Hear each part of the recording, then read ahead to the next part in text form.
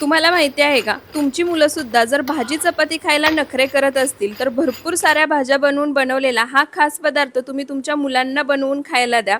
इतक्या आवडीनं तुमची मुलं हा पदार्थ खातील आणि रोजच्या रोज म्हटलं ना तरी बनवून मागतील.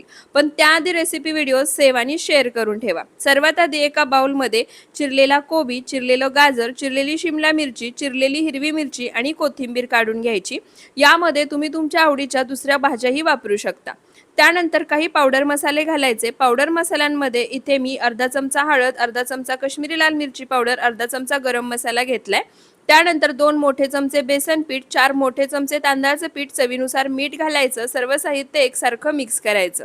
त्यानंतर लागेल असं थोडं-थोडं पाणी घालायचं आणि मध्यम सैलसर असं हे बॅटर तयार करून घ्यायचं. बॅटरची कन्सिस्टन्सी जास्त सैलसरही ठेवायची नाही आणि जास्त घट्टसरही ठेवायची नाही. जशी व्हिडिओमध्ये दाखवते अगदी त्याच पद्धतीने हवी.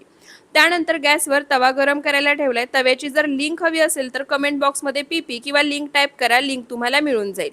तवा गरम झाला की थोडंसं तेल लावायचं. तयार मिश्रण तव्यावरती ठेवायचं आणि हाताने जसं व्हिडिओमध्ये दाखवले त्या पद्धतीने गोलाकार पसरवून घ्यायचं. बाजूनी थोडंसं तेल सोडायचं आणि मीडियम टू लो फ्लेमवर दोन्ही बाजूनी अलटी-पलटी करत छान खरपूस असं भाजून घ्यायचं. राहिलेले चिले सुद्धा आपण याच पद्धतीने बनवून घेऊयात. आणि यासोबत सर्व्ह केलेल्या चटणीची रेसिपी हवी असेल तर कमेंटमध्ये नक्की सांगा. नक्की शेअर करेन. धन्यवाद.